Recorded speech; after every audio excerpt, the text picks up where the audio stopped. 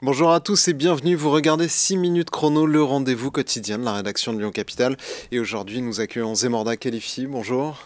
Bonjour Paul Terra, merci de votre invitation. Vous êtes vice-présidente de la métropole en charge des ressources humaines. On vous a invité pour revenir sur cette polémique autour du congé menstruel qu'avait mis en place la métropole de Lyon à partir du 1er octobre 2023. La justice, notamment, il y a eu plusieurs décisions judiciaires, mais une dernière en date en Isère, qui a demandé aux collectivités qui l'avaient mis en place de revenir sur ce dispositif. La préfecture du Rhône vous demande à peu près la même chose. Est-ce que vous les comprenez, ces décisions? Est-ce que vous saviez finalement, quand vous l'avez mis en place, ce congé menstruel en octobre 2023, que vous étiez à minima sur un flou juridique, voire hors des clous?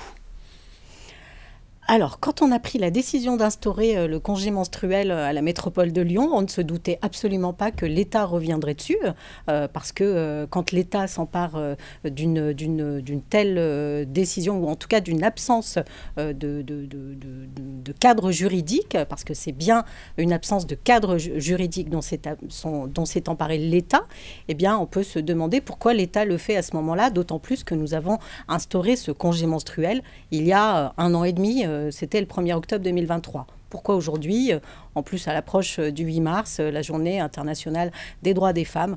Voilà. Peut-être parce que la question s'était jamais posée.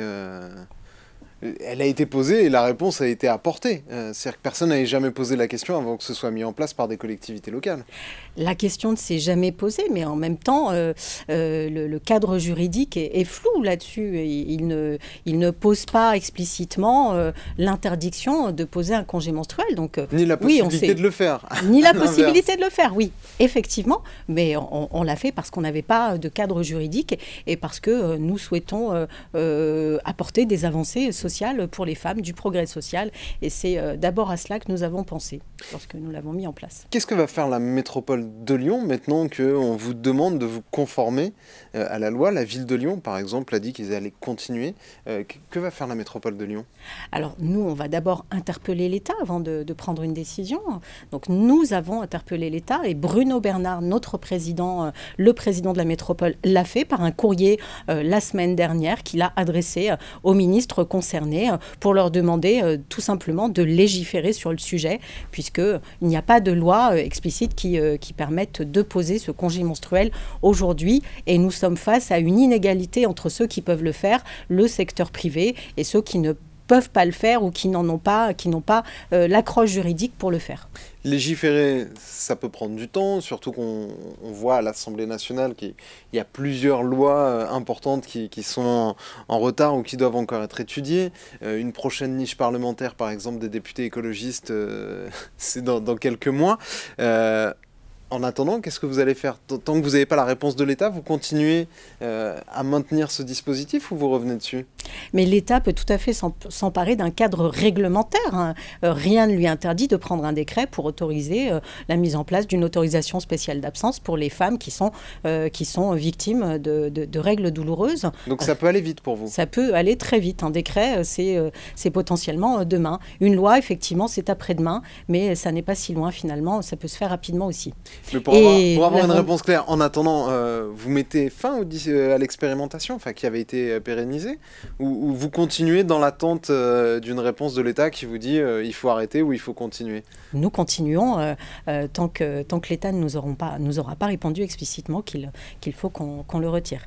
On a interpellé les ministres, maintenant à eux de nous dire ce qu'ils souhaitent faire. La ministre Aurore Bergé avait dit fin février elle soutenait plutôt la mise en place de ce dispositif avec un bémol près. Elle y voyait une possible inégalité entre les femmes, celles qui auraient droit à ce congé et celles qui n'y auraient pas le droit. Non, ce genre de propos est tout simplement inaudible et inacceptable. On doit d'abord travailler sur la lutte contre les préjugés sexistes, sur les discriminations dont sont victimes les femmes aujourd'hui, et absolument pas tenir ce genre de discours lorsque l'on est à un poste comme celui d'Aurore Bergé. Il faut tout faire pour permettre des avancées sociales aux femmes et surtout pas pointer le fait qu'elles peuvent être potentiellement victimes de discrimination. La discrimination serait entre celles qui en bénéficient, qui ont ces 2 jours par mois finalement d'arrêt maladie, enfin de possibilité de ne pas venir travailler, et toutes les autres. Quand on regarde dans la métropole de Lyon, vous, sur 2500 agentes, il n'y en a que 130 qui bénéficient du congé menstruel. C'est pas non plus automatique. Non, ça n'est pas automatique, puisque déjà, les femmes qui veulent en bénéficier doivent soumettre un arrêt, un certificat médical, pardon. Et c'est ce certificat médical qui ouvre le droit. Mais ce sont 130 agentes finalement qui ont demandé l'ouverture de ce droit, mais rien n'empêche aux autres agentes qui sont potentiellement victimes, qui subissent ces règles douloureuses, de le faire également. 130 agentes, effectivement, c'est pas beaucoup, et il n'y a pas d'abus, hein, puisque sans doute l'État cherche à nous pointer un abus. On est loin de l'abus avec 130 agentes. Merci beaucoup Zemorda Khelify d'avoir répondu à notre invitation et à nos questions. Moi je vous retrouve très bientôt pour une prochaine édition de 6 minutes chrono. Au revoir.